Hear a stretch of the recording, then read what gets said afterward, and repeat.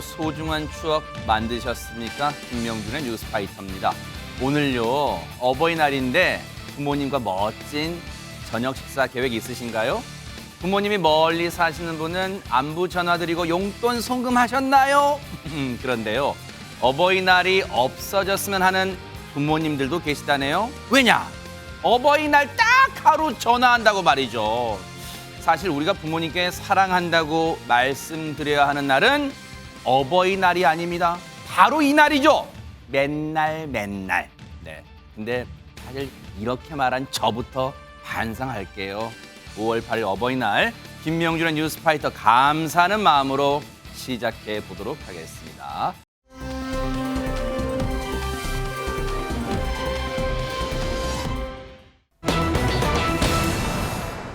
오늘 어버이날이잖아요. 근데 이 영상을 보시면 직접 낳은 자식만 자식이 아니다 이렇게 느끼실 것 같아요. 이담 아나운서. 네, 얼마 전 한 부산에 있는 건물에서 화재가 발생했는데요. 네. 여기서 벌어진 일입니다. 아하. 영상으로 한번 설명을 네, 해드리겠습니다. 부산 가보겠습니다. 네, 한 건물에서요. 복도를 돌아다니면서 현관문을 두드리는 한 남성이 보입니다. 바쁘시네요. 네, 그때 한 집에서요. 지금 보행기를 끌고 나오시는 할머니 한 분이 계시죠. 거동 불편하세요. 네, 이 남성은 할머니에게 건물 지금 꼭대기층에서 불이 났으니까 빨리 어머. 대피하시라고 말씀을 드리긴 했는데요. 아이고. 할머니 혼자서 대피는 좀 어려워 보입니다. 어허. 이 남성요, 할머니를 도와주다가 혼자서는 대피하기가 좀 어렵다고 판단을 하고 바로 이렇게 들쳐업고 냅다 뛰기 시작합니다. 어머. 그리고는요, 계단으로 내려와서 할머니를 1층까지 무사히 내려드렸는데 어머. 무려 13층을 계단으로 내려드렸다고 합니다. 13개 층을 내려온 거에 없고 들쳐 없고 어르신을. 근데 저 남성분에게 문 두드리고 했던 저 남성은 그러면 할머니 손주분이신가 보네요. 박성배 변호사님. 가족이나 할 수 있는 일 같은데 가족은 아니었습니다. 영상 속 할머니를 등에 업은 남성의 정체 바로 경찰관이었습니다. 어머. 지난달 15일 새벽 4시 30분경 부산 북구 화명동에 있는 건물에서 불이 납니다. 이 경찰관이 불난 건물 내부를 돌아다니면서 주민들에게 화재 사실을 알리고 있었는데 그러다가 13층에서 거동이 불편한 80대 할머니를 발견합니다. 거동이 불편해 움직일 수 없다. 이 경찰관은 곧바로 할머니를 등에 업고 1층까지 계단으로 내려오게 된 어머, 것입니다. 세상에 경찰분이셨어요. 근데 아무리 경찰관이라 하더라도 몸이 막 강철로 된 슈퍼맨이 아닌데 어떻게 13개 층을 업고 내려와요, 최정화 기자님. 세상에. 네, 이번 일에 감동을 받은 할머니가요. 가족들의 이 도움을 받아서 직접 부산 경찰청에 이 게시판에 글을 올리게 됐습니다. 그래요? 올해로 87살인 이 할머니는요. 세상에. 이런 글을 올리셨는데요. 네. 저는 고령인데다 몸이 불편해서 이 보행기 없이는 걸을 수도 없고 또 당시 엘리베이터는 이미 작동 불가였다. 그렇죠. 화재 시에는 엘리베이터 안 움직이잖아요. 그죠? 네. 그래서 사실 포기하다시피 있었는데 형사님이 나타나서 저를 업고 13층에서 1층까지 내려왔다라고 당시 상황을 전했습니다. 어머, 세상에. 그러면서요. 혼자 걸어 내려오기도 긴 그 계단을 형사님은 저를 업고도 조금도 힘든 내색 없이 오히려 업힌 저를 걱정하며 조금만 참으라고 하셨다. 글로나마 감사 인사를 적는다라는 이 인사를 전하기도 했습니다. 세상에. 화재가 났으니 아파트에서는 안내방송 나왔겠죠. 지금 화재가 났고 실제 상황입니다. 주민들은 대피하세요. 근데 저걸 집에 댁에서 최재문 교수님, 저 어르신은 듣고도 어머 어떡하지? 나는 근데 움직일 수가 없는데 발만 동동 구르는 상황에서 누가 문을 두드린 거잖아요, 세상에. 바로 그렇습니다. 경찰관이 문을 두드린 건데 본인 힘으로 내려갈 수가 없는 상황이에요. 어머, 보기가 세상에. 봤지만 보행기를 끌고 지금 나오시잖아요. 이 할머니가 그럴 수밖에 없었던 이유는 이 며느님이 네. 글을 또 올렸어요. 그 며느리가 올린 글에 보면 지난해 고관절 골절 사고로 어머. 수술을 받으셨다고 아이고, 해요. 아이고. 그래서 거동이 좀 불편하시니까 지금 화면에 보이는 것처럼 저렇게 보행기에 의지해서 걸을 수밖에 없어요. 아유, 세상에. 근데 저 상태로 계단을 내려갈 수가 없잖아요. 아이고. 문제는 평지야 저걸로 걸어갈 수 있지만 네. 그러니까 13층에서 밑에 층까지 내려갈 수 없고 또 하나 문제는 할머님이 저기서 혼자 거주하고 계시는 거예요. 아이고. 그러니까 집에 가족도 없지 도와줄 사람이 아무도 없는 상태에서 저 경찰관이 보고 그런 상황을 인지한 다음에 할머니를 들쳐업고 13층이나 되는 계단을 내려왔으니 며느리 입장에서도 너무너무 고맙고 이런 경찰관님께서 든든하고 많은 분들에게 알리고 싶었다라고 하면서 글을 올렸습니다. 세상에.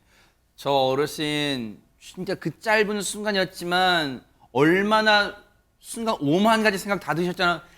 지금 불은 났는데 나는 혼자고 거동은 불편하고 정말 문 두드리는 소리가 정말 뭔가 기적 같은 소리였을까요? 저희가 그 어르신 얘기 직접 한번 들어봤습니다. 문을 살짝 열어보니까 다 나가버리고 없는 기라. 어느 분이 오실 때, 그래, 업잡고 이래. 그래, 아유, 나 안 남는다. 괜찮다고. 이래 하니까, 막 덜렁 얻고, 가장 내려가는 게 어지러워서 안 되겠다 하면서 내려달라 그렇게 안 내려주는 게라. 자기 가방끈을 꼭 잡으라고. 그래서 저까지 없고, 그만 내려왔어요. 전화를 하니까 내가 너무 고마웠다고, 내가 빚을 못 갚아서 마음이 아파갖고 잠을 제대로 못 잔다. 내 아이라도 어떤 사람이 있어도 할머니 다 갖고 댕기지. 자기도 할머니가 있었다 하면서. 그 뒷날부터는 잠 잘 잤어요. 세상에. 아유, 지금 이제 조금 상황 지나니까 어르신도 마음이 좀 놓이신 상태에서 통화하니까 웃음도 나오시고 하지만 근데 얘기 들어보니까 유인경 평론가님 그 해당 경찰관님도 자신의 할머니가 떠올랐나 봐요, 세상에. 그렇겠죠. 할머니도 떠오르고 직업적인 사명감도 있다고 하지만 이 할머니 너무너무 감사했는데 전화를 안 바꿔주더라는 거예요. 뭐 그만한 일로. 저도 한번 그 의식을 잃고 쓰러져서 119 구급대에 실려간 적이 아이고, 있는데 그래. 고마워서 지구대에 전화를 해서 음료수라도 갖다 드리겠다 했더니 괜찮다고 하시더라고요. 지금 너무 감사합니다. 근데 어쨌든 해당 경찰관이 저도 할머니가 있어서 그랬습니다라고 얘기를 했고요. 할머니도 그 경찰과 직접 통화를 한 후에야 마음의 빚을 조금 내려놓아서 이제야 겨우 잠이 드셨다고 하는데 제가 꼭 밝혀드리고 싶습니다. 네. 이 해당 경찰관의 성함은 네. 부산 북부경찰서 김동희 형사님입니다. 와. 너무 감사하고요. 네. 이런 형사님이 있기 때문에 제가 꼭꼭 세금 제대로 내겠습니다. 네. 그래서 이 최승자 어르신도 해당 경찰관 분과 통화하신 김에 뉴스파이터 제작진과 한번 통화해 보려고 네. 연락 드려 봤어요. 통화 됐을까요? 안 됐을까요? 한번 들어보시고 이어가 보도록 하겠습니다. 범인 근거를 해서 이런 부분에서 나와야 되는데 형사로서 좀 미안하다는 부분도 있고 그래서 자기는 그 인터뷰는 거절을 하고 이 뭐 그냥 선행 자체만 좀 봐주시면 좋겠다. 세상에 마음도 참 선하신 분이에요. 네. 경찰이 범인 잡아서 언론에 나와야 되는데 뉴스 파이터에 나와야 되는데 이런 일로 나오는 건 쑥스럽다는 거 얼마나 참 선하시고 마음이 착하신 분이에요. 그래도 모든 유인경 평론가님 덕분에 전국에 계신 분이 아시게 돼서 다시 한번 말씀드릴게요. 세상에 부산 북부경찰서 김동희 형사님 덕분에 정말 대한민국이 온기가 훈훈해졌습니다. 정말 감사드립니다.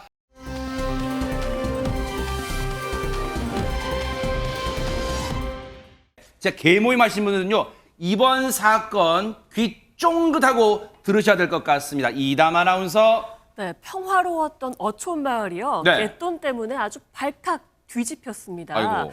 경북 경주시 간포읍의 한 어촌 마을 이야기인데요. 아하. 마을 주민 한 40여 명 정도가 20여 년 전부터 개주에게 매달 100만 원에서 200만 원 정도씩 계속 개를 해왔다고 매달요? 해요. 오호. 네. 그런데 이 개주인이 60대 여성 지난달 20일쯤에요. 남편도 모르게 사라져버립니다. 어머. 그러자 피해자인 한 35명 정도의 주민들이 총 한 21억 원 정도를 떼었다면서 경찰에 개주를 고소했습니다. 어머. 피해액은요, 각자 한 수천만 원에서 수억 원에 이른다고 하고요. 어허. 아직 심지어 고소하지 않은 피해자도 있기 때문에 피해 금액은 더 불어날 것으로 보인다고 합니다. 어머 세상에.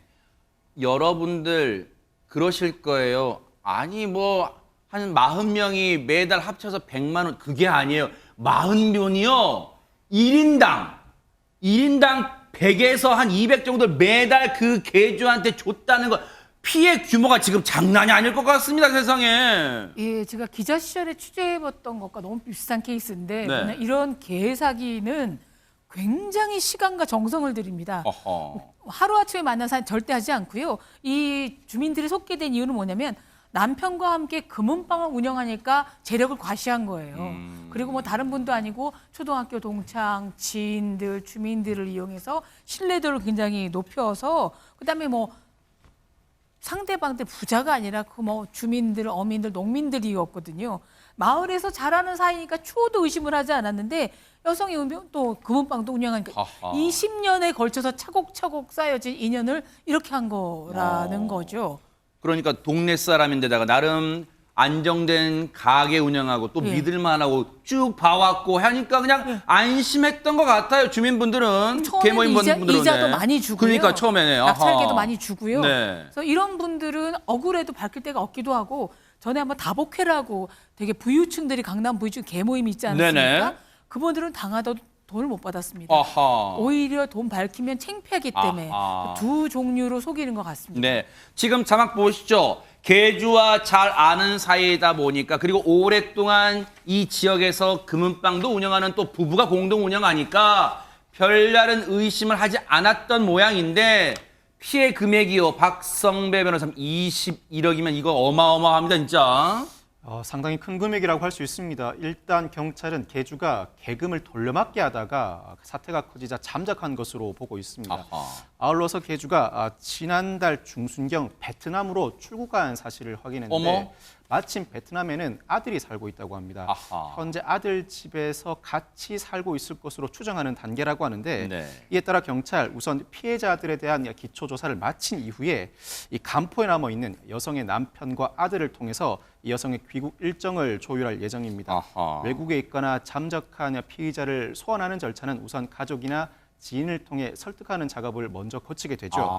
만약 여성이 경찰의 소환에 응하지 않을 경우 경찰은 여권 무효화는 물론 인터폴 적색 수배를 내릴 예정이라고 합니다. 뿐만 아니라 이 베트남은 우리나라와 범죄인 인도 조약이 체결되어 있습니다. 상황에 따라서는 경찰이 베트남 당국에 직접 이 여성의 송환을 요청할 수도 있는 상황입니다. 그렇군요.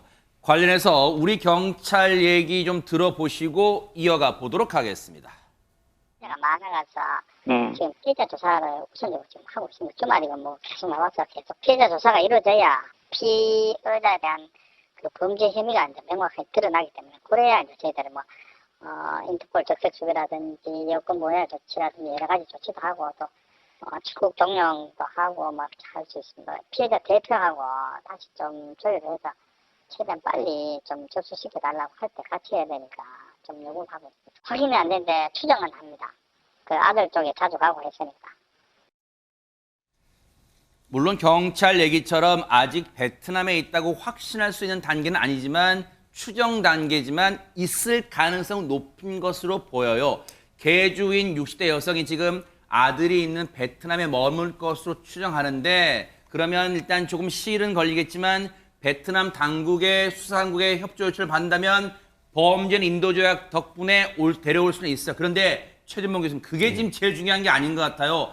지금 이 사건 때문에 이 마을이 조용하던 어촌 말이지만 쑥대밭이 됐잖아요. 당연히 그럴 수밖에 없죠. 40명이나 지금 여기 갯돈을 지금 부어가지고 그게 피해를 당한 거 아니겠어요? 네. 그러면 조그만 어촌 마을에 40명 정도라고 하면 상당히 많은 숫자예요. 아하. 그러니 마을이 얼마나 황당하겠습니까? 흉흉하겠어요, 지금 흉흉할 수밖에 민심이. 없죠. 그래서 일부 주민들 같은 경우는 피해를 당한 주민들 같은 경우는 정신적인 스트레스 이것 때문에 병원을 찾기도 한대요. 아이고, 치료를 받아야 되는 상황까지 세상에. 오게 됐고 또 법적으로 이 처벌을 내려야 되니까 법적인 소송을 들어가야 되지 않겠습니까? 그래서 경주시에서 간포읍에 경주시 전담 변호사, 고문 변호사를 파견해서 상담을 해주고 있는 상황이라고 하고요. 심리적, 정신적으로 고통을 받고 있는 분들을 대상으로는 경주시 보건소에서 전문가를 파견해서 심리적 상담도 해주고 있는 상황이라고 알려지고 있습니다. 세상에 일단은 제일 시급한 건 빨리 이 계주인 60대 여성 베트남 출국했습니다. 지금 빨리 이 여성을 검거하는 게 급선무고 그 이후에 피해자분들의 금전적 보상까지도 이루어질 수 있도록 일단은 신경 써 주시기 바랍니다. 일단 지켜보도록 하겠습니다. 자, 지금 시각이 4시 35분을 향해 달려가고 있습니다. 지금 여러분께서는 처음 본 사람은 있어도 한 번만 본 사람은 없다는 바로 그 방송 김명준의 뉴스파이터와 함께하고 계십니다.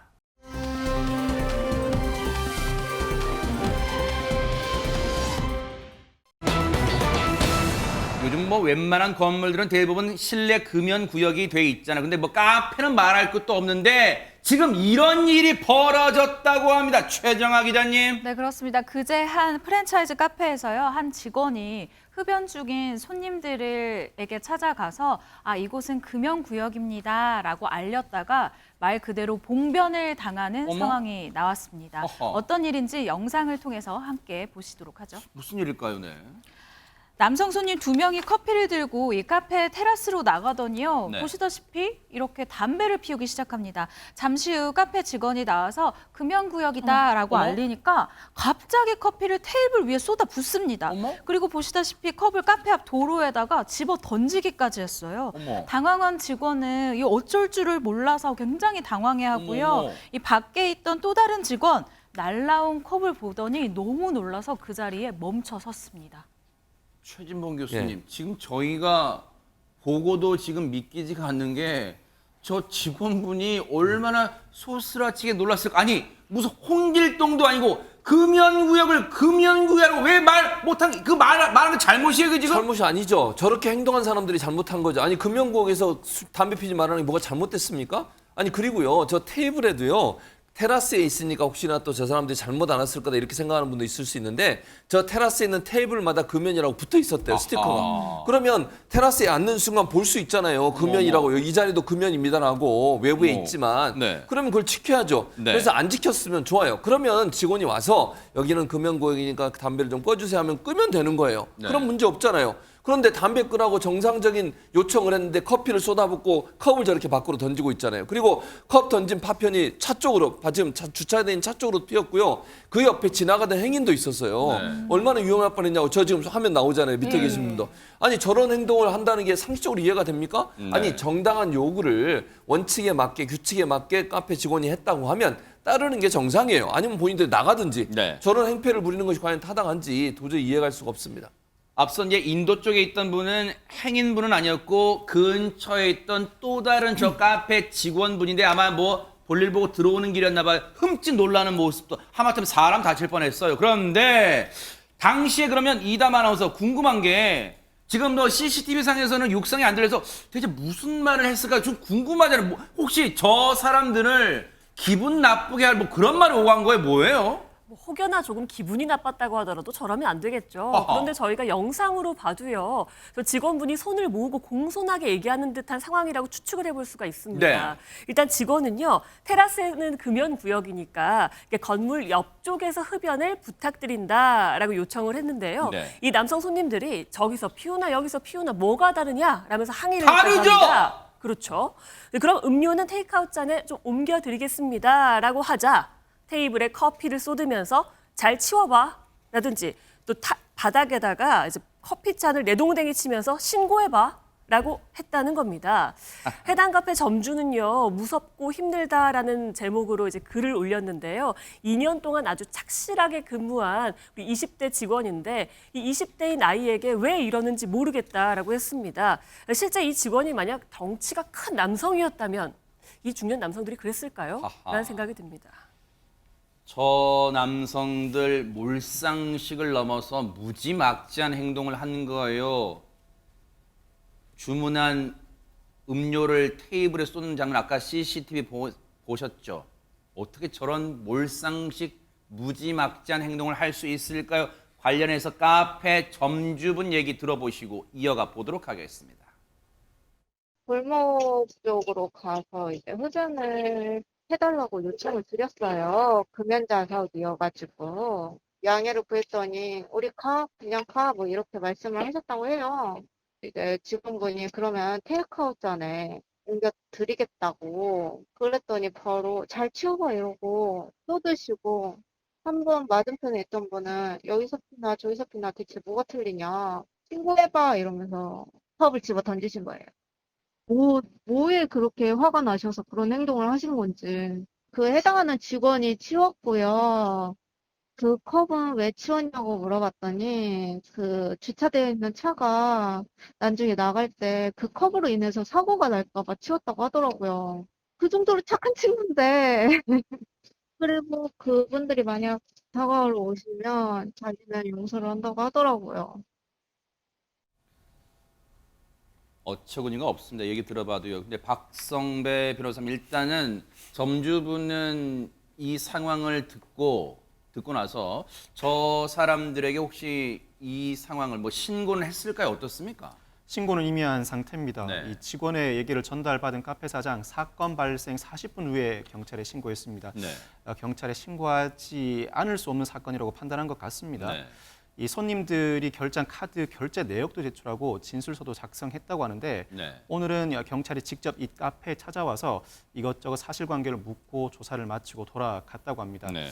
한편 경찰은 구체적인 피해 내역이 아직까지 확정되지 않은 상황인데 우선 피해자로부터 경위를 들은 뒤에 이 중년 남성들의 신원을 특정해 조사를 방침이라고 합니다. 즉 수사를 진행하겠다는 입장입니다. 혹시 이 상황에 대해서 글쎄요, 중년 남성들이 몇 살이나 된지는 모르겠어요. 그런데 박성배 변호사님, 만약 죄가 있어서 죄를 묻게 된다면 어떤 혐의를 적용할 수 있을까요?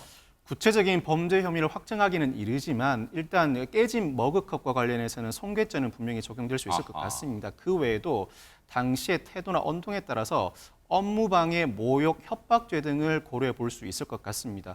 업무방해는 자신들의 행위로 인해 실제로 손님들과 관련된 영업이 방해되었는지를 따져봐야 할 것 같고 네. 구체적인 해악의 고지가 있었다면 협박죄, 그 외에도 상당히 모욕적인 언사를 했고 누군가가 들을 수 있는 상황이었다면 모욕죄도 성립할 수 있는 사안인데 손괴죄의 나머지 범죄들은 구체적인 태도와 발언 내용에 따라 달라질 수 있는 부분 같습니다. CCTV 저 중년 남성들이 행패를 부리고 떠난 이후에 저 직원분 그 행동 영상 보셨죠, 여러분? 세상에 그 머그컵 던져서 깨진 자리에 그 차 밑에 바퀴 부분까지 조각을 진짜 치워요. 유인경 평론가 정말 천사표가 따로 없어요, 진짜.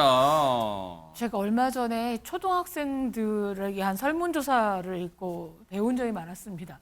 어른은 누구라고 생각하냐 그랬더니 한 가지라도 배울 점이 있는 분이 어른이라고 그러더라고요. 저걸 보면 아르바이트 청년이 어른이고 던진 분이 어린이도 아니고 정말 말도 안 됩니다.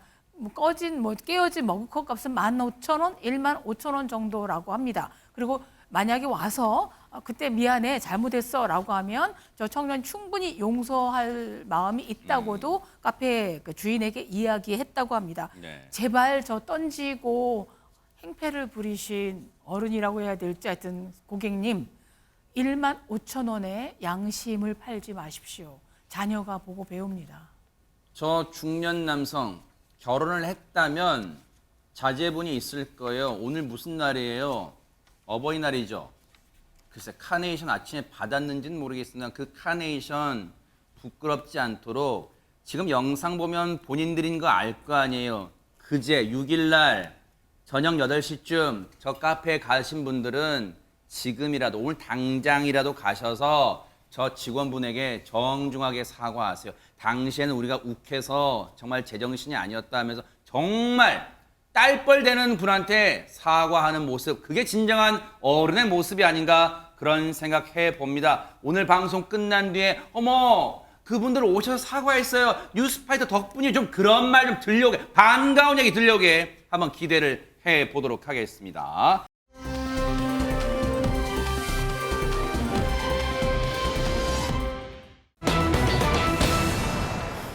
자, 이번에 소개해드릴 사연에는요, 이런 딱지가 붙어요. 무슨 딱지냐? 반전주의 딱지가 붙는다. 이게 대체 무슨 말일까요, 박성배 변호사님? 이 서울 은평구의 한 무인 점포에서 일어난 기막힌 사연입니다. 영상으로 확인해 보시겠습니다. 아하, 벌써 흥미진진합니다. 네. 24시간 무인 점포에 한 남성이 들어섭니다. 물건들을 고릅니다. 네. 이것저것 물건들을 골라서 바코드에 찍어서 봉투에 담은 뒤에 네. 자, 봉투에 담죠. 아하. 이후에 이 스마트폰으로 계산을 마치는 모습입니다. 네. 이 남성은 이튿날도 그 다음 날도 매일같이 무인 점포를 찾아와서 저 단골이네요. 같은 행동을 반복합니다. 와허. 아니 근데 저는 처음에 흥미진진하게 만든 지금 허무 개그예요. 지금 뭐가 문제라는 거예요, 이담 아나운서 지금 이 상황에서. 그렇게 끝나면 저희 뉴스파이터에서 소개해드리는 영상이 아니겠죠. 그럴싸하네요, 또. 영상을 다시 한번 보시면서요. 잘 보시면 눈치를 좀 채실 겁니다. 영상 한번 보시죠. 뭘까요, 네? 자, 이 남성이요. 물건을 차례차례 계산을 하고 있습니다. 네. 근데 자세히 보니까요. 이 결제 화면 그대로입니다. 스마트폰을 결제기에 갖다 대보지만 계산도 이루어지지가 않았습니다. 그러니까 말 그대로 계산하는 척을 해왔던 겁니다. 어머. 심지어 5번째 매장 찾았을 때는요, 저렇게 타인이 분실한 카드로 결제를 하는 대담함까지 보였습니다. 뭐 거의 올해 연기 대상감이죠. 어머 세상에. 아니 기가 막히고 코가 막혀요. 처음에는 야 되게 양심 바른 사람이다. 아무도 안 보는 무인점포지만 늘 단골처럼 와서 꼬박꼬박 결제하고 참 좋은 손님이다 했는데 이게 저런 진짜 왜 반전주의 딱지가 붙은지 알겠어요 진짜. 네, 과연 이 뻔뻔한 이 절도범은요 경찰에게 잡혔을까요? 이후 영상도 와 이것도 준비해봤습니다. 문제예요? 네, 함께 네. 보시죠. 와 대박 네. 네, 절도범이 8번째 범행을 위해서 매장으로 들어서고 있습니다. 같은 집이에요? 네, 잠시 후에 잠복 중이던 야. 이 경찰관들도 무인정보 뒤를 이렇게 뒤따라 들어옵니다. 절도범에게 다가간 경찰관이 전에도 이곳에 온 적이 있냐라고 묻자 그는 오늘이 처음인데요? 라고 부인을 하는 모습입니다. 네. 혹시 그럼 카드를 보여주실 수 있나요? 라고 이 경찰관이 아주 집요하게 추궁을 이어가자 네. 절도범 결국 범행 사실을 인정하고 있습니다. 아니 매일같이 아니 이제 좀 너무 아유 참 뭐라고 진짜 알고 있는 편을 쓰고 싶지만 비방송 용어라서 못 쓰겠습니다. 근데 최재봉 교수님 네.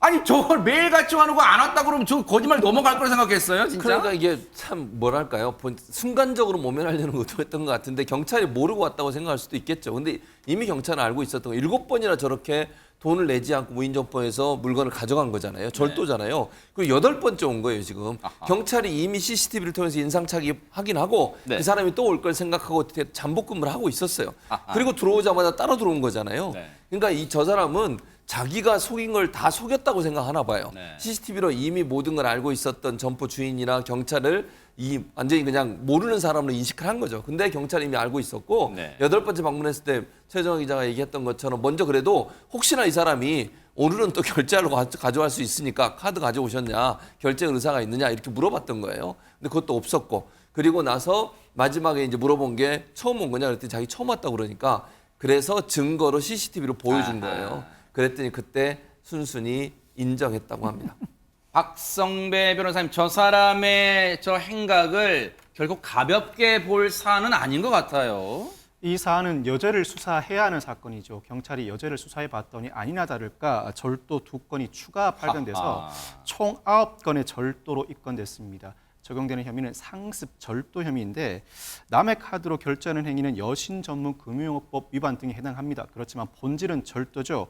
9건의 절도, 반복된 절도 행위는 그 금액의 다과를 불문하고 실형 선고가 불가피합니다.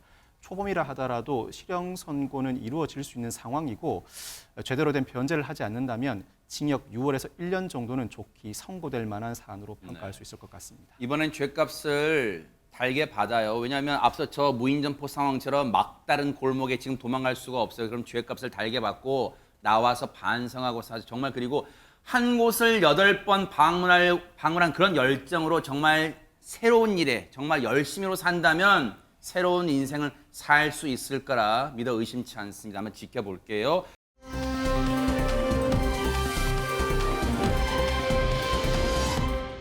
그런가 하면요.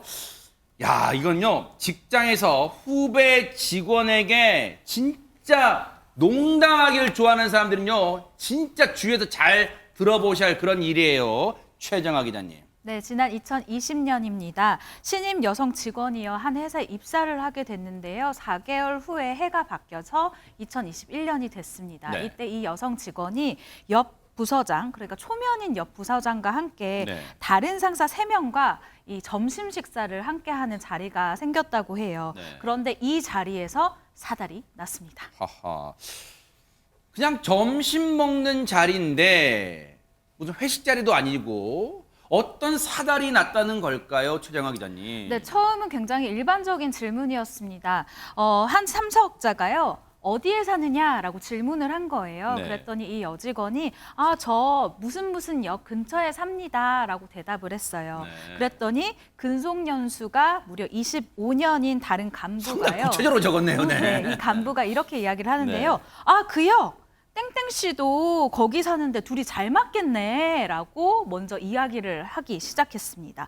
그런데 방금 제가 얘기한 이 땡땡 씨가요. 네. 당시에 자리에 없었던 다른 부서 직원이에요. 그런데 이 해당 신입 사원보다 무려 20세 가량 많은 미혼 남성이었다고 합니다. 아, 그러면 이거는 문제 있어요. 이걸 농담으로 건넬 사안이 아니잖아요. 이담 아나운서 세상에. 맞습니다. 게다가요, 거기서 끝난 것도 아닙니다. 이 해당 간부가요, 또 이런 질문을 합니다. 혹시 치킨 좋아하나? 치킨 안 좋아하시는 분 있습니까? 아, 밥 먹으면서 뭐 쓸데없는 질문이 끊이잖아요. 네, 그런데 아니, 네. 치킨 좋아한다고 하니까 네. 그 땡땡 씨도 치킨을 좋아하는데 둘이 잘 맞겠다라고 또 얘기를 한 거예요. 그러니까 이거 치킨을 물어본 거는 거의 일부러 엮으려고 물어본 거죠. 게다가 해당 직원이 심지어 일부러 이제는 치킨 안 좋아하는 것 같아요 라고 딱 선을 그었는데 네. 그럼에도 멈추지 않고 그 친구 돈도 많아 그래도 안 돼? 라면서 계속 이성적으로 엮으려는 그런 모습을 보였다는 겁니다. 오늘요, 최진문 교수님. 네. 날은 어버이날인데 어른들의 행태가 오늘 저희가 접하는 사연마다 사건마다 일마다 어른들의 행동이 왜 이렇게 진짜 추잡스럽습니까 진짜. 그러니까요. 불필요한 얘기를 왜 하는지 모르겠어요. 그리고 뭐 처음에 한 번 던질 수 있다고 100번 양보해서 그렇게 칠 수 있어요. 그 다음에 싫어하는 눈치가 있으면 더 이상 얘기하면 안 되는 거잖아요. 그 얘기 왜 하는 거예요 대체. 아니고 밥 먹는 사람. 자기들끼리 낄낄댈 거 아니에요 지금 그래놓고. 그러니까 밥 먹으면서 거기 자리에 있지도 않은 사람을 끌어들여 와서 상대방이 기분 나쁘시던 얘기를 던질 이유가 아무런 이유가 없는 거예요. 네. 맥락상 저기서 그런 얘기가 나올 이유도 없고요. 무슨 역에 사는데 그 역 주변에 사는 직원이 한두 명이에요 그러면? 그렇게 얘기하면 안 되는 거잖아요. 그리고 여성 직원이 느낄 수 있을 불쾌감을 왜 생각을 안 하는 거예요. 그리고 그거를 한번 말을 했으면 그 다음부터는 끊었어야죠. 그걸 계속 끌고 가면서 뭐 그래도 안 돼, 돈이 많은데 안 돼. 이건 뭐 하는 거예요? 그 여성 직원이 생각할 때 얼마나 기분이 나쁘겠어요. 네. 그 돈이 많으면 괜찮은 거예요? 아니 본인이 좋아야 되는 거지. 그게 말이 되는 겁니까? 한 번도 보지 못한 사람을 또는 뭐 봤는지도 모르겠지만 어쨌든 나이 차이가 20살이나 나는 사람을 그렇게 연결시켜서 자꾸 몰고 가려는 태도를 보이는 건 상당히 상대방한테 불쾌감을 줄 수 있는 얘기고요. 그래서 회사 측이 이 얘기를 듣고 인사조치를 했는데 해당 간부와 해당 직원을 분리시켰고요. 그리고 해당 간부에겐 견책 3일 징계처분을 내렸어요. 이것도 너무 저는 약하다고 보고요. 그리고 해당 직원은 이 사건으로 정신과 치료를 받게 됐고요. 휴직까지 하게 됐어요. 그리고 법적으로도 손해배상 청구를 하게 됐습니다. 손해배상 청구까지 하는 상황까지 이르렀어요. 혹시 이렇게 되면 그 상사라는 사람 화들짝 아차 싶었을까요, 최정아 기자님? 아닌 것 같습니다. 이 해당 간부는 일단 억울함을 나타냈는데요. 미혼인, 그러니까 노총각인 남성 동료에 대한 농담을 했을 뿐이지 내가 뭐 음란한 농담을 한 것도 아니고 성적인 언동을 한 것이 아니다라고 피력을 했습니다. 그게 음란한지 성적인 건지는요, 당신의 생각이 중요한 게 아니에요. 법원이 판단해 줄 거예요, 박성배 변호사님. 재판부는 우선 성희롱의 기준부터 제시합니다. 성희롱이 성립하기 위해서는 반드시 성적 동기나 의도가 있어야만 하는 것이 아니다. 남녀고용평등법상 성적 굴욕감 또는 혐오감도 성희롱 판단 기준 예시로 규정돼 있다고 전제를 합니다. 네. 나아가서 이 직원이 거부사를 완곡히 표현했음에도 불구하고 네. 전혀 개의치 않았고 돈이 많은 남성은 나이, 성격, 환경, 외모 등에 관계없이 훨씬 젊은 여성과 이성교제를 할 수 있다는 취지의 발언을 했다. 비뚤어진 시각이에요, 진짜네. 그렇습니다. 이 대화가 완전히 대등한 관계에서 이루어졌다고 보기도 어렵고 다른 사원들도 같이 있었던 자리라는 상황 등을 종합하면 네. 남성인 피고의 발언은 성적인 언동이고 아하. 여성인 원고가 성적 굴욕감을 느꼈다고 충분히 인정할 수 있다. 그렇다면 남성은 여성에게 위자료 300만 원을 배상해야 한다라고 판시했습니다. 이 재판부도 뭔가 이 판결을 내릴 때는 근거로 삼은 또 자료가 있을 것 같아요, 최지봉 교수님. 그렇습니다. 첫 번째로는 당시 해당 기업이요. 이 사례를 성희롱 예방교육 자료로 사용을 했다라는 거예요. 그 말은 회사도 이게 잘못된 행동이라는 걸 인식하고 있었다는 것이고요. 두 번째는 사내 커뮤니티에서도 이 발언에 대해서 성희롱이 해당한다는 다수의 게시글, 댓글이 올라왔다는 점. 결국 회사 내 공동체는 이미 이 사안이 성적으로 상당히 불쾌감을 느낄 수 있는 성희롱에 해당한다고 인지하고 있었다는 점을 들어서 판결을 내린 것이고요. 이 해당 간부가 이 판결에 불복해서 항소를 했는데 네. 항소심도 1심 판결과 동일한 결과가 나왔습니다. 세상은 바뀌었는데 이 사람들의 생각은 사고방식은 바뀌지가 않았습니다. 유인경 평론가님. 그렇죠. 이제는 관습적으로 그러려니 상사는 무슨 말해도 참아야 된다라고 생각했지만 요즘 MZ 세대들은 언어나 이런 젠더, 성적에 굉장히 민감합니다. 저는 이게 성희롱의 문제가 아니라 언어 폭력이라고 생각하는데요. 네. 가끔 회사에 가서 20, 30년 회사에서 열심히 애쓴 경력이 말씀 한마디에 와르르 무너지지 않기 위해서는 말씀 한번 하기 전에 되새겨봐서 이 말을 남이 들으면 어떨까를 한번 생각하고 말씀하시라고 전해드리거든요. 근데 이 여성이 그럼 그렇게 민감이 아닙니다. 이 여성은 어떻게 받아들였냐면 사랑에는 국경도 연령 차이도 없지만 마치 자신을 돈만 많으면 아무하고도 사귈 수 있지 이렇게 연결해 준 것에 대해서 굉장히 모멸감을 느꼈던 네. 것 같습니다. 그래서 정말 행동도 중요하지만 언어의 힘, 말의 힘이 이토록 중요합니다. 뭐든지 역지사지를 해보면 답이 나와요. 이 간부라는 사람도 혹시 집에 따님이 있다면 그 따님이 직장에서 이런 대접 받으면 기분 좋겠어? 아, 그럴 수도 있지 하겠어요? 그렇게 하면 답이 보입니다. 앞으로는 정말 행동 조심하길 기대를 해보도록 하겠습니다.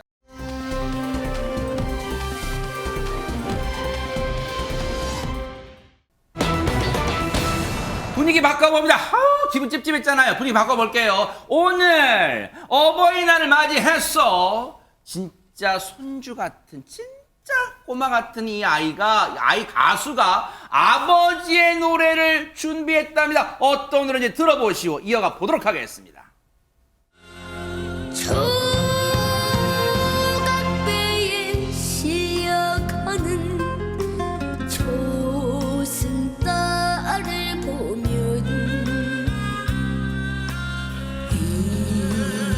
인자하신 아버지가 불현듯 떠오릅니다. 질레꽃 호박꽃도 그대로인데 아버지만 늙으셨어요.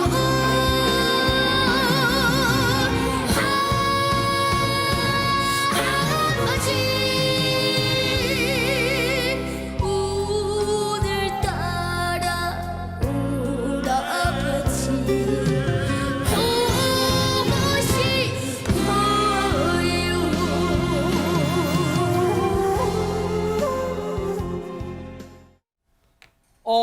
최정아 기자님, 이 친구 어디서 많이 봤던 친구인데 누굽니까? 네, 리틀사이 황민우 군의 친동생 황민호 군입니다. 아하. MBN 보이스킹 그리고 이 보이스트롯 등 굉장히 음악을 다루는 여러 방송에 출연을 해서 사랑을 받았었던 그랬었죠. 어린이. 와, 저 모습 보세요. 네, 이 어린이 가수인데요. 그때보다 많이 컸네요, 진짜. 정말 저 때는 애기였다면 지금은 뭐랄까요? 지금 어린이로 네, 그러네요. 네, 많이 자란 모습인데요. 황민호 군이 올해로 11살이에요. 그런데 이 11살 비슷한 나이대의 이 비슷한 이 가수들 중에서 정말로 표정 연기를 잘하는 것으로 칭찬을 많이 받고 있거든요. 네. 특히 이 황민호 군의 방금 이 노래 같은 경우에는 지난 어린이날 이 아버지에 대한 노래를 발표를 했는데 신곡입니다. 제목이 울 아버지라는 곡이에요. 황민호 군의 울 아버지는요, 들으신 대로 해금과 대금의 이 조화가 굉장히 아름답고요. 또 이 구슬픈 멜로디에 황민호 군만의 애절한 감성을 더한 곡으로 굉장히 심금을 울린다라는 평을 받고 있습니다. 11년 인생 최초로 내 이름을 단 이 신곡이 나와서 민호 군에게도 굉장히 의미가 깊은 이런 곡이 되겠네요. 야, 근데 진짜 저도 사실 황민호 군 노래 듣다가 돌아가신 또 아버지 생각이 울컥 잠깐 했어요. 네. 네. 저는 별로 아버지 생각 안 하거든요. 네. 돌아가셨지만.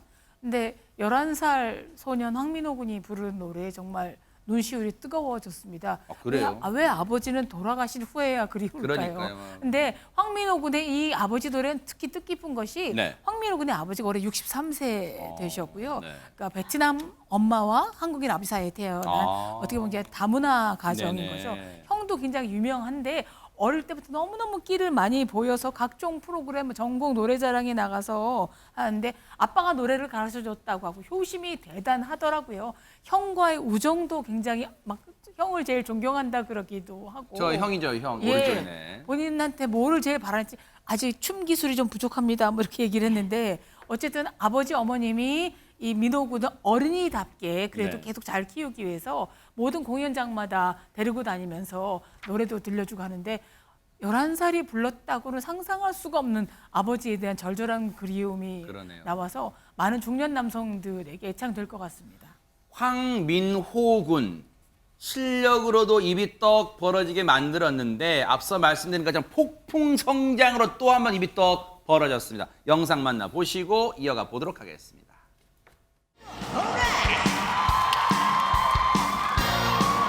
어머 어떻게 쟤?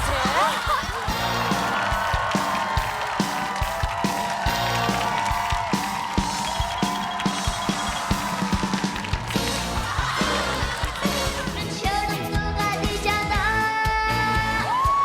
오늘도 파리파리한 너뿐인 인생 나를 더 사랑하며 살 거야 더 많이 행복하고 싶어 이렇게 하루하루 breathing 아예 새 한 마리 슬피 울려있는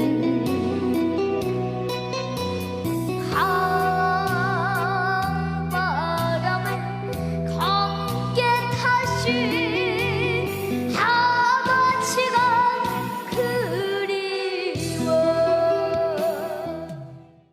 어머, 부르는 노래만 놓고 보면요. 최진명 교수님, 네. 황민호 선생님 이래야 될 것 같아요. 그러니까요. 그냥 얼굴을 안 보고 노래만 들으면 그렇게 얘기가 나올 것 같아요. 네. 저분이 누구시지 이런 얘기가 나올 것 같은데 그만큼 정말 프로페셔널한 모습을 보여준다고 보여져요. 아하. 나이가 어려서 그게 문제가 아니라 네. 가수로서의 프로페셔널한 모습을 보여주고 있고요. 네. 황민호 군이요. 기상할 때 듣는 노래가 뭔지 아세요?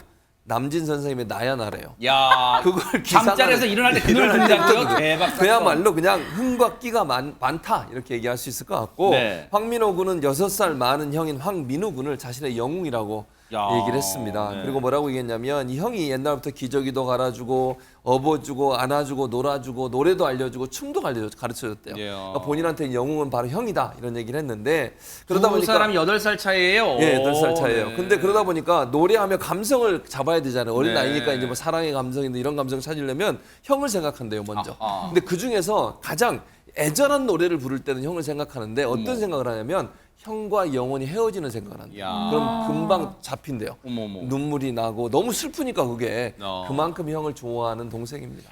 야, 이게 어느덧 감성 장인까지 됐어요. 황민호 군이. 그런데 박성배 변호사님, 8살 위인 형인 황민우 군이 볼 때는 뭐지? 지금 나보다 더 유명해지는 거 아니- 약간 불안감이 엄습해 올까요? 그런 불안감이 엄습해 올 것도 같은 것이 황민호 군이 이제 슬슬 IT를 벗고 싶나 봅니다. 어린이날 받을 선물에 대해서 네. 이제 장난감 가지고 놀 시기는 지났다. 그러세요? 네. 내 키가 130cm가 되는데 아이고, 그러세요? 네네. 무대 위에서 입는 옷, 평소에 입는 옷 모두 작아졌더라 옷 선물을 받고 싶다고 아하, 밝히기도 했습니다. 네. 아울러서 황민호 군의 꿈은 형 황민우 군과 함께 단독 콘서트 무대에 서는 것이라고 하는데 그곳에서 그동안 못 보여드린 것 다 보여드리고 싶다고 포부를 밝히기도 했습니다. 야, 앞으로의 진짜 앞날이 이 창창하기 때문에 황민호 군의 무대가 또 기다려지는 거 아닌가 그런 생각해보면 잘 봤습니다.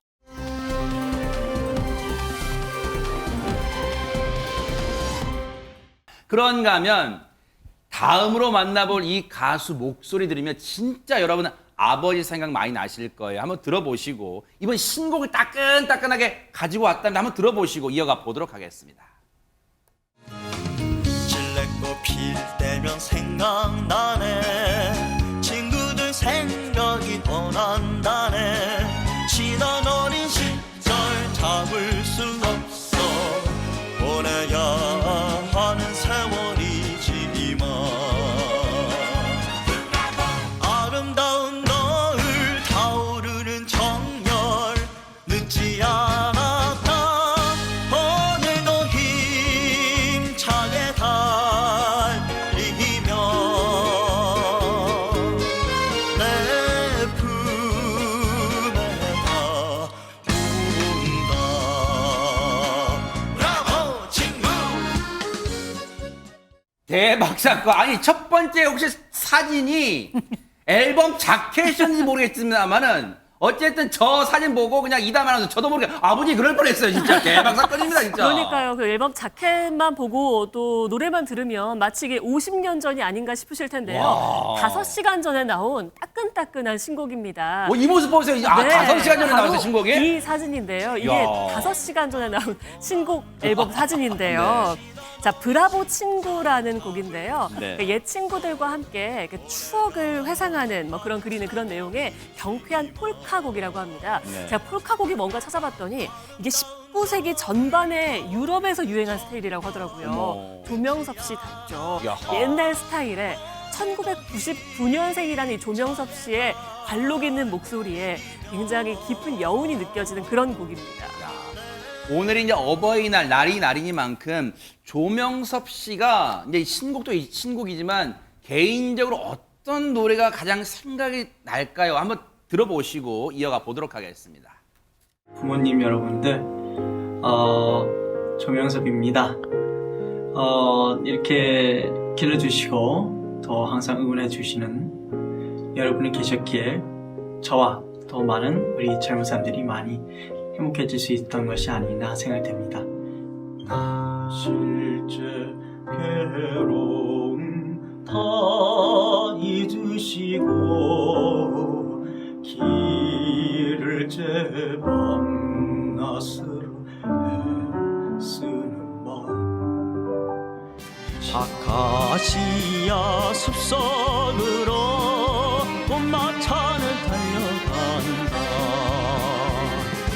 하늘은 오렌지색 분양에 기어있는 한들한들 손풍금 소리 들려온다 방울소리 울린다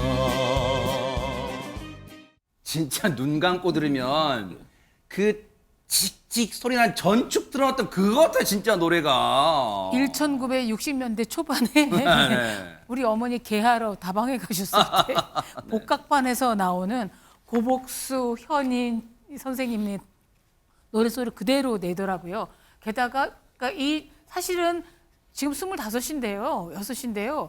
뭐 힙합이나 랩을 해도 마땅한 나이에 포마드를 한 통씩 발라가면서 그러니까요. 저 머리를 유지하면서 근데 저는 저 노래를 목소리를 유지하면서 계속 불러서 오히려 40년 때 우리나라가 일제시대에도 희망을 갖고 슬픔과 애환 속에서도 계속 뭔가를 바랐던 걸 이렇게 보여지거든요. 근데 이 청년이 또 그 얘기를 하는 거예요. 네. 희로애락이 담겨 있고 슬픔, 애통도 있지만 한편으로는 행복도 있고 아하. 희망적인 게 우리 전통가의 맥락입니다. 그래서 마치 약간님 성대모사 하신 거예요? 네. 네. 사랑방 손님과 그 어머니에 나오는 오키 오빠 같은 느낌을 줘서요. 네. 저는 굉장히 팬입니다. 예. 오키 목소리. 네. 그런데 이게 노래 푹 빠지다 보니까 조명섭 씨가 뭔가 이걸 놓쳤다 이런 얘기가 들려요. 박성배 변호사님. 이 조명섭 씨는 아버지가 일찍 돌아가시면서 외할머니 동생과 함께 어려운 가정 형편에서 자라왔다고 합니다. 아하. 자연히 고등학교 시절부터 아르바이트를 하게 되면서 가수의 꿈은 접어뒀었는데 군 입대 전에 트로트 오디션 프로그램에 출연하면서 우승을 거머쥐게 됩니다. 당시 우승 상금 2천만 원을 받았는데 이 조명섭 씨, 이 우승 상금은 제가 군대 간 이후에 가족의 생계를 위해 써야 할 것 같다. 엄마와 초등학교 3학년인 여동생이 걱정된다라고 언급을 하기도 했습니다. 그렇지만 우승에 이어서 전속 계약 체결까지 이루어지면서 군 입대를 연기하게 됐다고 합니다. 야, 그랬군요. 20대, 여전히 20대입니다. 그런데 가장의 무게가 여전히 있을지도 몰라요. 하지만 어쨌든 많은 사랑을 받고 있기에 뭔가 그래도 부모님도 또 하늘에 계신 아버지도 또 뿌듯해하지 않을까 그런 생각 감히 해봅니다.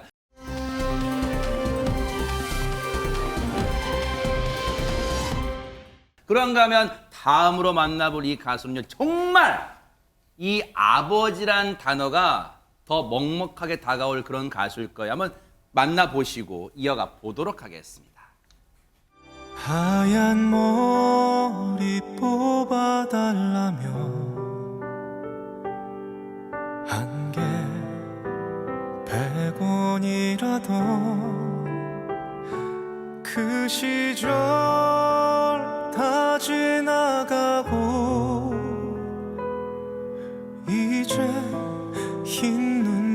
남았네.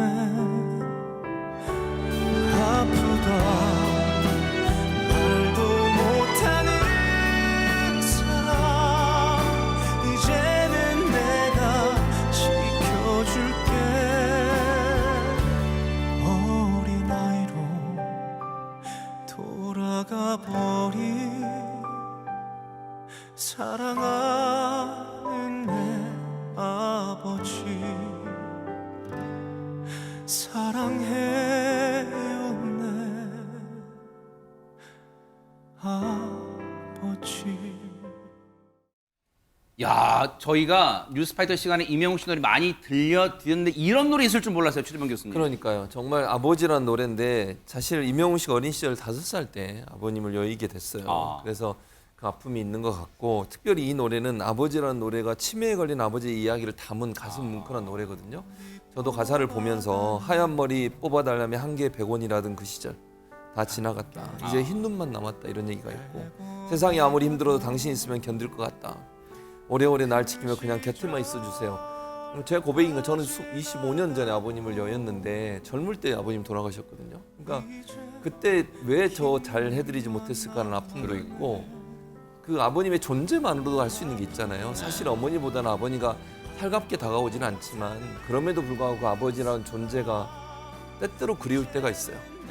저는 이제 이 가사를 들으면서 그런 마음이 들었고, 이게 지금 사람들한테 얼마나 감동을 주는지 조회수가 1255만 뷰를 기록했대요. 그렇게 어버이날을 맞이해서 많은 분들이 간절한 마음을 담은 아버지에 대한 애절함을 노래로 듣고 싶은 마음인 것 같습니다. 그렇다면 이 노래 불렀을 때 임영웅 씨의 마음도 그랬을까요? 이담 아나운서. 그러니까 임영웅 씨는 5살 때 아버지가 돌아가셨다고 했잖아요. 그래서 노래를 부르는데 좀 힘들었다고 합니다. 아버지에 대해서 좀 생각나는 게 없다라고 이야기를 했는데요. 그래서 곡을 연습하면 할수록 노래 부르긴 좀 힘들었고 오히려 어머니를 떠올렸다라고 하면서요. 이 노래 가사에서 하얀 머리 뽑으면서 용돈 받는 내용이 있잖아요. 실제로 임영웅 씨도 흰 머리를 뽑아드리고 용돈을 받아서 뽑기를 하고 이랬다라면서 그때를 회상하기도 했습니다. 그러면서 이 노래 들으시는 분들 가슴 아픈 느낌 받으시겠지만 좋은 순간들을 추억하셨으면 좋겠다라고 덧붙이기도 했습니다. 그러네, 참 멋져요. 그런가 하면 최정아 기자님, 네. 임영웅 씨가 전국의 수많은 엄마 아빠들을 살리고 있다 이런 얘기가 들리는데 이게 대체 무슨 얘기예요? 네, 전국의 이 자식들을 대표해서 감사드린다고 임영웅 씨에게 말을 해야 될 것 같은데요. 왜요? 일단 팔순을 앞둔 한 여성이 이렇게 얘기를 합니다. 내가 이 80 넘으면 죽어야지 했는데 내가 임영웅을 보고 나서는 생각이 졸수라고 하죠. 이 90살 넘도록 살아야 된다. 네. 임영웅이 내 나이를 연장해 준 거나 다름없다라는 반응을 하기도 하고요. 네. 또 한 40대 여성은 우리 엄마가 임영웅을 너무 좋아해서 우리 네. 막내라고 부른다. 아하. 어버이날 선물로 콘서트 티켓 간신히 구했다라고 얘기를 했습니다. 효자다, 효자. 네, 저는 사실 이 부분이 개인적으로도 굉장히 고마운 부분인데요. 요즘에는 이른바 MZ세대들이 임영웅 씨에게 고마움을 전하고 있습니다. 무엇 때문이냐. 저도 사실 저희 부모님께 건강검진 좀 받으세요라고 해도 나는 건강하다라고 하면서 절대 네. 받지 않으시거든요. 아하. 그런데 그 자식들이 임영웅 씨에게 우리 부모님들에게 건강검진 좀 받으라고 얘기 좀 해주세요라고 글을 쓴 거예요. 그래요? 이걸 본 임영웅 씨가 이제 방송을 통해서, 그러니까 영상을 통해서 이 팬분들에게 건강검진 아하. 받으라고 아하. 권유를 했더니 전국의 또 어머님들이 또 다 남편 손을 잡고 검진을 받으러 대단합니다. 갔대요. 네. 그리고 또 요 에피소드는 굉장히 재밌는 게 엄마는 왜 임영웅이 편의점 아르바이트 했다는 얘기에 짠해할까? 엄마 나도 편의점 아르바이트 했잖아 라고 네, 이런 이야기를 하기도 했습니다. 네. 그게 바로 임영웅 씨의 선한 영향력 아닌가 그런 생각 해봅니다. 앞으로의 활동도 기대를 해볼게요.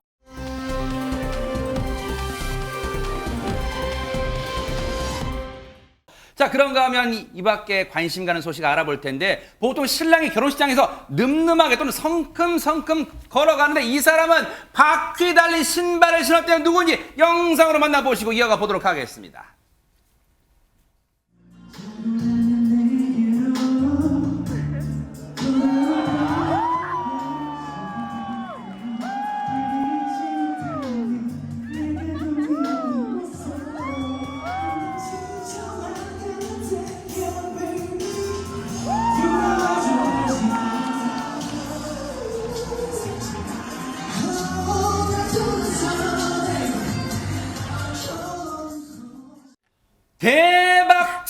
사건 진짜 저분이 혹시 우리가 알던 그분 맞아요? 최정아 기자님. 네, 지난 6일입니다. 비 오면 잘 산다고 하죠. 비 오는 날 이 가수 세븐 씨와 배우 이다혜 씨가 드디어 결혼식을 올렸습니다. 8년 열애 끝에 나온 이 결혼 소식이었기 때문에 굉장히 많은 분들이 축하를 하고 8년 있는데요. 연애했어요. 네, 보시다시피 2부 결혼식이 시작되자 세븐 씨가 자신의 트레이드 마크인 이 힐리스라고 하죠.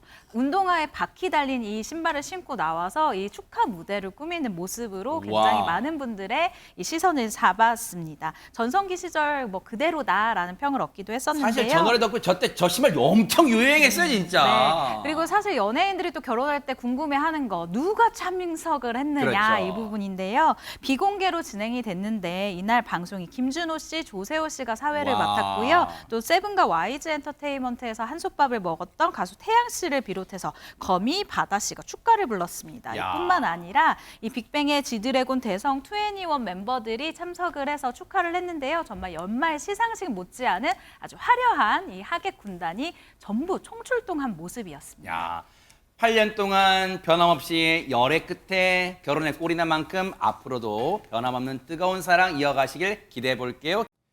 보고 계십니까? 대박 사건. 네, 안녕하십니까? 김명준입니다. 여러분과 함께하는 뉴스파이터. 다양한 소식과 뉴스를 보고 싶으시면 화면 오른쪽을 꾹 눌러 구독해 주시길 바랍니다. TV로도 유튜브로도 여러분께 한 발 더 다가가겠습니다. MBN 뉴스와 뉴스파이터를 사랑해 주셔서 고맙습니다.